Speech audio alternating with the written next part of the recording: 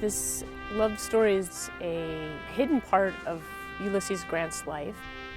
Most people focus on his Civil War time and not realize that the strongest support and foundation for his life is his family and his love for his wife.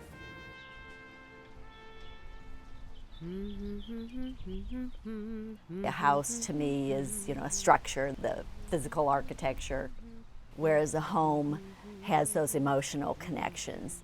This is where Ulysses and Julia met, where 3 of their 4 children were born. It was that emotional touchstone for them. What we have is the rooms, the physical, tangible connection to the living that went on here. But to have something even more personal.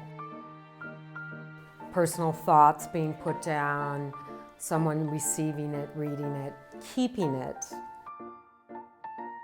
I think gets you more directly to the individual, both Ulysses and Julia. Kiss our little boys for me, and 1,000 kisses for yourself, dear Julia. I mean, when a man writes to you, the last thing I thought of at night was you, Julia, and I dreamed about you. Gives you a real sense of an individual's personality and character. Without you, no place, no home can be very pleasant to me.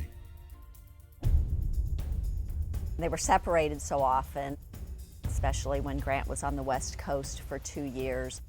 To be that far apart and the mail doesn't get there very often. To think you wouldn't know for 4.5 months that your wife had survived and that you have another child. The unknown can become unbearable. I have been separated from you and Fred long enough, and as to Ulysses, I've never even seen him. It's through those letters that you really get insight into why he was willing to resign in 1854 to come back here to be reunited with his family. In the process of doing the preservation of the home here, a window in the upstairs hall was sagging. They decided to pull the entire window framing and sash and everything out, and a portion of a letter came out with it.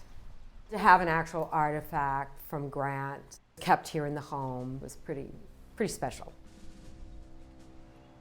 The family aspect of Grant gave him this foundation, this stability that allowed him to handle some really challenging, difficult times. It certainly gave him the ability to go and do what he felt was his duty by rejoining the Union Army and stay with that cause. This place, Whitehaven, allows us a great opportunity to look into the personal lives of one of this country's presidents that was under the greatest of strains and see who he was as a person. Soldiers in Iraq and Afghanistan and can understand how hard it is to be away from the little things in life that make the day living, good, especially when you have small children and a place you'd rather be.